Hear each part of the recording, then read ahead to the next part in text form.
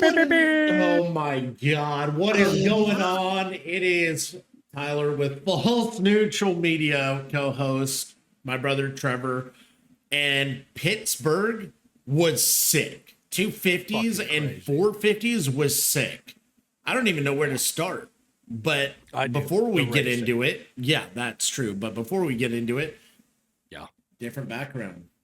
I have an office now. I'm pumped. We're moving in. But yeah, it's not about me. It's about the 250 class and the 450 class. Yeah. Let's get into the 250s. Let's get into the athleticism and prowess of the 250 class as they crawl, scrape, and fight to get to the finish line. My God. Dude. We saw some interesting racing, didn't we? Absolutely. RJ Hampshire on rails. You might as well call him Thomas the Train because he was on rails, brother. 2, Seth Hammaker in his heat. Brother, you might as well call him Robert De Niro the way he ran Heat. You get what I'm saying? I do. And that's a reference to the movie Heat with Robert De Niro. I got it. Perfect. I'm just making sure. I'm dropping gold here, and I need our audience to understand the goodness that I'm giving. I'm a river to my people. On rails on their heats.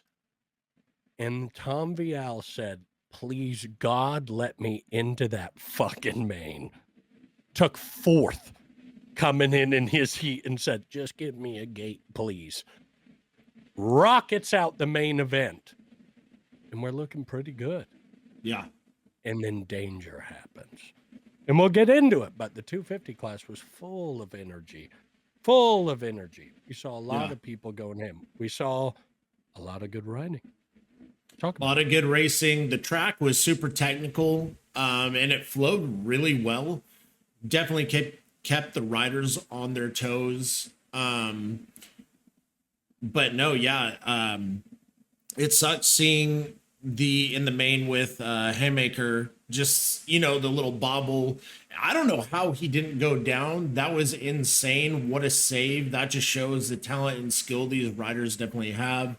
Vial was honestly putting on an absolute clinic. I think that's the best riding we've seen him all season, obviously. And Nate Thrasher was barking. And when they got together, when they got together and Vial came in and said like, yo, dude, I want a piece of this. Like, I got it figured out. I thought they were going to battle a little more because they still had a minute left. But you know what? I'm not even mad about watching that. RJ had a little offset, he went down. Yard sale. Yeah, he went down pretty good. Like, he's lucky he didn't get hurt. And no, yeah, it was just good. And dude, who we keep kind of, discounting without even thinking about it is Max Volan, bro. That dude is looking good. That dude rips.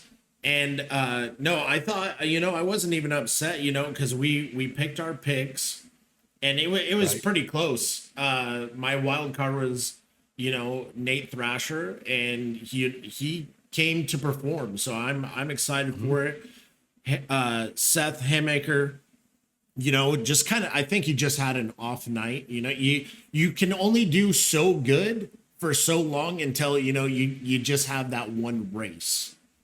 Well, I don't even think it's as much he was having a bad night. The dude was on rails in his heat. Yeah. Right? He was pulling away from everybody. He was stomping them. Yeah. Almost getting landed on. Almost crashing super hard, having to battle his way through a pack on that track with all the technicalities it had, all those left-hand turns. Dude, he was ripping through the pack and he got all the way back.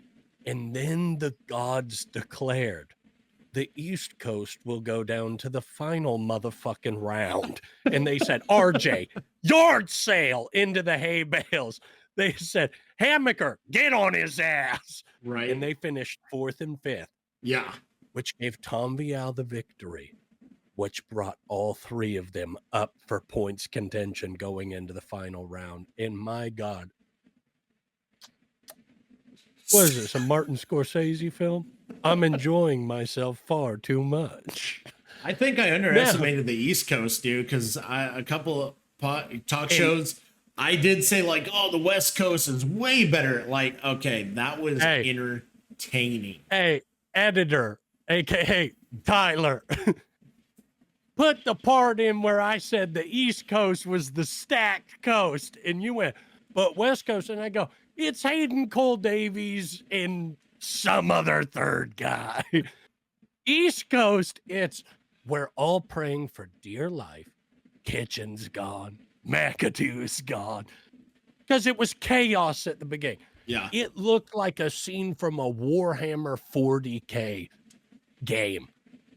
Mass warfare as soon as those 250s started in the East Coast. It was brutal. People were eating shit. The tracks were harder. And I went, this is going to be it. I can't wait to see Seth Hammaker in the position he's in going against the West Coast. Yeah. I can't wait to see outdoors. The showdown where these guys are furious with how the Supercross season went. And I can't wait to see it. We've got, on the East Coast, we have 3 dudes right there in points for the taking. All 3 of them seem to have clicked on another level that the rest of the 250 class on the East Coast isn't. So when it comes down to it, we also have like 5 wild cards that at any time are like, I can make the pace for about 90% of the race. And for some of them, that's enough for a podium. If all this carnage is happening, that's enough. And we're seeing these technical tracks on the East Coast. They're pushing those 250s at a constant sprint. Yeah. So I'm excited going into the next round, see what happens. Yeah, and Fortner was also looking good too. He just had, went down again. Podium. Which is unfortunate. I really hope, I know he's taking a couple steps back from being that competitive Austin Fortner that we know with the, the family and stuff, like he said in the beginning of the season.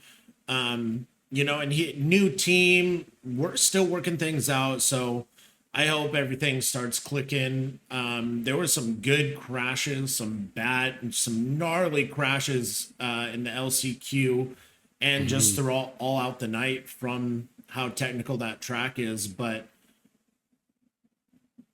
I'm ready for the 450s. I'm ready for the 450s, brother. I want to talk about one man in particular. I want to talk about 2 men. Pause. I want to discuss 2 professional motocross racers from the Monster Energy Yamaha Star Racing team. First and third. Cooper Webb. Looking good. 100%. Justin Cooper. Reinventing how to ride a motocross machine. Dude, holy crap. Dude, taking that bull turn, taking the inside and the dividing line, jumping over the little obstacle right into that bank turn, and absolutely slingshotting people. Dude. I was sitting there going, yeah, dude, I've played MX versus ATV Reflex before. I get it, Justin Cooper. I fucking get it, brother. Get that line. And he did. Then he hit the whoops. And he said, you think I'm just going to do a little double right here, but I'm a double, triple, quadruple out. And I'm just going to be crazy about it. And AP's sitting there screaming in his helmet. Holy shit. He blew off my mullet in the whoop section. Like, dude, Justin Cooper was on fucking fire. Yeah. Taking that outside, not just passing one KTM rider, but 2 in the same spot. Chase Sexton and the Cowboy. Oh my God. When he blew past Sexton went 16 seconds. last week, dude, to win by 16 seconds and then get passed like that. On the outside. And then after the race, we get, that was a hard fought fight by Chase Sexton. And I'm sitting there going, sure. But Justin Cooper passed him like he wasn't even there, brother. He hit that section still hard. in the pits. Yeah. So I'm looking forward to it. I know Chase was super bummed and super mad. So I'm hoping he comes out with a little fire under his ass for Cooper Webb. But Cooper Webb's sitting in his tower going, Dude, he put on a clinic and was absolutely barking. How do you feel about the little celebration with the little rock the baby? I'm your daddy. The rock kinda. the baby. The rock the baby is he waited for him to fist bump after. He didn't do any guns. He was humble. And Chase turned around and went straight to the podium. Didn't even acknowledge him. So that's why he went, let me rock you to bed, little crybaby. Little crybaby. Because when he got beat by 16 seconds, what'd he do? He gave his flowers. Hey, Chase, do the same. If you gonna do the gun thing too, and Cooper does the gun thing and then allows you to do it to him and goes, yeah, man, I'm pissed. I gotta respect it. He beat the shit out of me tonight. Yeah. But I'm gonna beat his ass next week. Then he didn't do it and he goes, man, I feel dumb, man. I feel dumb. But he rode a great race. Yeah. Now he came out and won. But even still in the press conference, we see Cooper Webb talking about Sexton and stuff. And he goes, at the end of the day, dude, I'll joke. I'll do all that. Yeah. If you beat me, you beat me. I'll give you your flowers. Like, I'm not a dick. Like, if you're faster than me, you're faster than me. Tonight, you weren't. Yeah. That's the facts. You just weren't. If you were, you would have won, but you didn't. I did, right? I don't see a problem with that. I like Cooper Webb in the way he's like, I play mind games and I'll do the guns over the finish line. But at the end of the day, when he gets beat, he's not a bitch about it. He doesn't cry about it. He's like, yeah, I got to do more work. I want to be the best. I don't just want to be the guy who doesn't back it up. So to see that maybe he did that because Chase wasn't wanting to give his flowers and acknowledge, I get it, Chase, you're the wonder boy. But dude, these guys are all working hard, right? Yeah. You're not the only dude. True. That's the facts. He's got talent for sure. He's not the only dude working hard, and it's showing. He's not getting it handed to him. Yeah. Everybody said, Jets out. This is Chase to win. And Cooper Webb was like, remember in the beginning, Cooper Webb went, what the fuck? Right. I'm still here. And every weekend he's been there fighting. Yeah. Being consistent, using that high IQ to, pull those power moves. Then you got Justin Cooper putting it together. You have, now we have a Hurt who's out for the rest of the Supercross season. Barsha, who's out. Mm-hmm. And then, you got Malcolm Stewart. You have AP, who's pulling it together. You got Ken Roxon, who is injured with multiple injuries, still out there putting on an absolute clinic and barking and being a contender in the points. Mm-hmm. So he's got to, people got to realize, like, dude, it's not just Chase's season. These are the best riders in the world. Right. Now, I would love to see, some of the MXGP riders come over here a little bit more because I think it would be interesting. I would love to see what Jeffrey Hurlings would look like in a Supercross race, but that's neither here nor there. It'd be the same as Vial coming over or anybody else where they're having to learn Prado as well. Yeah. It's just a different beast. But I will say this. I love what Cooper said when people are going, all he has to do is get second and this championship's in the bag. And he's like, right. You guys are discounting the fact that I have to deal with AP. I have to deal with my teammate, Justin Cooper, who was on fucking rails tonight. And he goes, and if I have a bad start, I know Kenny isn't. So that's another thing I have to get past. And Kenny's not a pushover.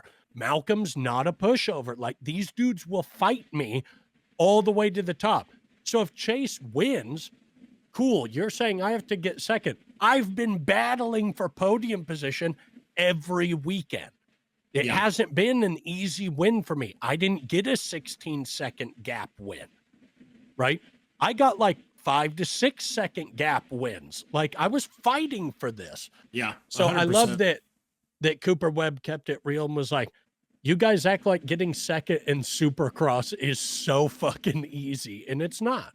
Yeah. So At this I level, think, it's so hard. I mean, even qualifying, whether you're on a factory team or a privateer or on a privateer team, it is so incredibly hard to be at that level, putting in those laps. I mean, even the lap times, I know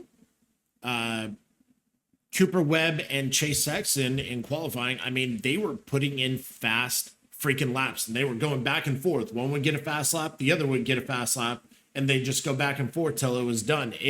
There is a lot of contenders. You got Ferrandis trying to make moves. You got Dean Wilson, who, like we said, he would be a top 10 guy. Look at him. He's taken fourth in the heats and made it top 10 in the main. mm-hmm. There's other riders, and I know it's towards the end of the season, and unfortunately, there's a lot of riders like Justin Cooper. All these guys are putting in these last bit of efforts, and I think it was just the luck of the draw in the beginning, and everyone's got it figured out. And then here we go. We're going into outdoors now. We got to learn a whole different bike setup. We got to do testing. We got to get conditioned for a whole different ball game. So and then we're going to have Prado. Prado is an outdoor maniac. Yeah. So exactly. it's like you're going to have this dude ripping. You're going to have both Lawrence brothers back. And Eli Tomac, he's coming back. It's going to be like, enjoy it while you can. And fuck it, keep Dino on the HRC and throw 3 of them motherfuckers out there. Hell yeah. Dude, like, it's just going to be a wild outdoor season now that people are, getting in their flow at this point in time with racing. And it's a huge transition, but even the 250s, Cole Davies, Seth Haymaker, we got Levi Kitchen. I think Cameron McAdoo will be back for outdoors. Maybe like late. Trying to. I don't know of any official word. There's gonna be a lot of people are getting ready for those outdoors. We got even Ryder D getting ready. Bo Mir was out practicing. Everybody is already putting in that work. So I'm already getting more excited for outdoors than these last 4 rounds. Juju guy hit them last. I think he is a little bit better on outdoors, but we'll see. Sure, man. Big jumps look like waves. I get it, man. But listen, dude, I think, and here's my thing. If anybody goes, bro, who the fuck is? 1, I don't give a fuck. 2, this dude's sponsored by Red Bull. He don't give a fuck what I think. This dude's making more money than I've ever seen. I'm laughing at the fact that it's like, yeah, man, everybody's getting ready for outdoors. Juju too. And I laugh because I'm like, yeah, you should be getting ready for outdoors, brother, because Supercross wasn't the deal. It didn't work. We got to get back to that bike setup, get it dialed in. Yeah. Give you a shot. Now, if I'm seeing Tomac coming back for supposedly his last season, keep it open, brother. Yeah. Just fucking keep it barking like you do every year. I want to see it. That'll make me a happy guy. What if he doesn't retire though? Because I know it's also, I think, going to be his last year. He goes to Triumph. I think if anything, he might go to Ducati. Or what if PC Cowie picks him up again? He goes back to Cowie. I think it's either going to be Ducati or PC Cowie. And then, Maybe. I don't like, there's so much going out into the air right now, and rumors or, people talking about where things are going to go. I don't know. It's all over the place and unknown, but I'm excited to see kind of what plays out even after this season into next for 2026, but still way too soon. But I think I think this is going to be his last year. Just finish outdoors and end it with Star Yamaha on a good note. I'm going to be real. I think that if Cooper Webb clinches the title, he'll stay with Monster. He'll stay with Yamaha. Yeah, he'll definitely stay with Star. Because it's this, brother, you're on a winning team that's going to get more money, that's going to be able to get you what you want. They're going to respect the fact that this is your last year. You made the transition to them and shocked everybody when he left Cowie. You know what I mean? So it's one of those, like, I don't see him moving. I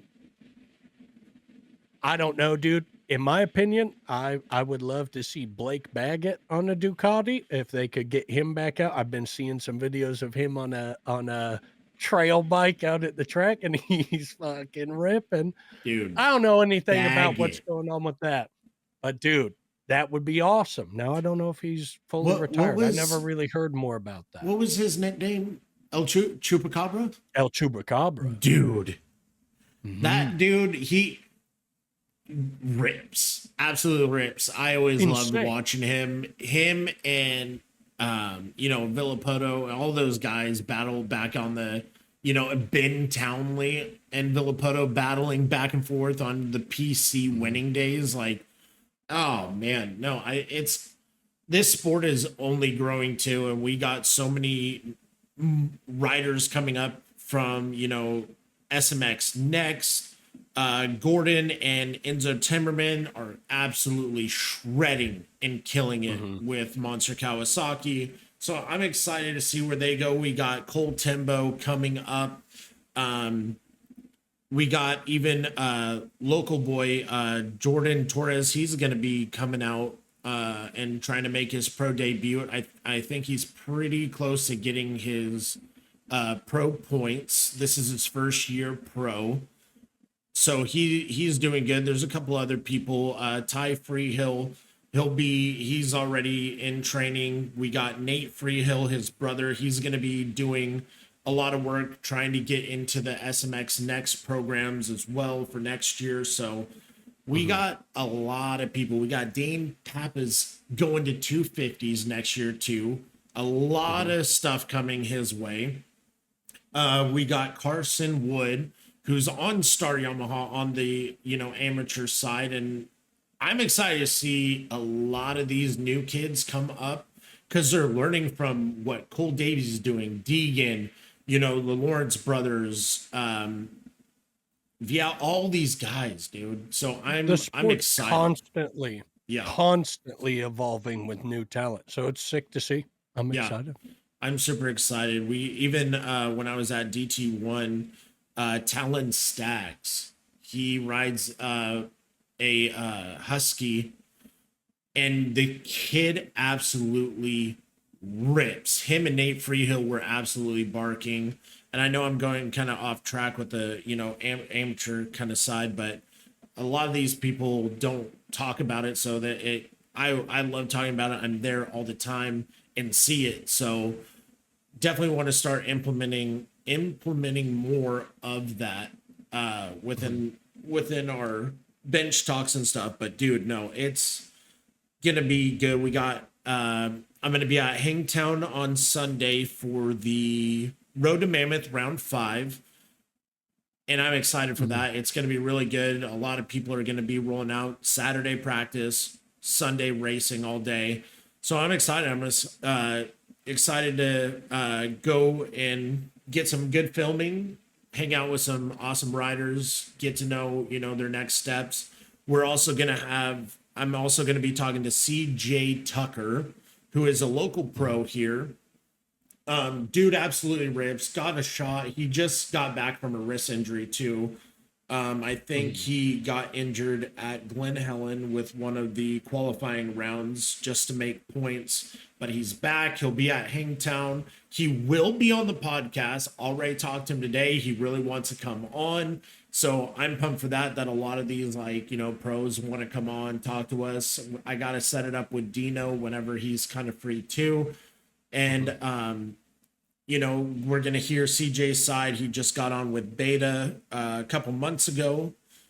So I'm pretty pumped to get some of these guys on and hear their thoughts as racers. And we'll have links again for Road to Recovery and 23 Media's link as well. So be sure to click that. Definitely keep up the support, whether you go to their Instagram pages, reshare, you know, just talk about it. If you help out, donate, all proceeds go to Jerry Robin and his wife during this time. So, but yeah, we had great racing.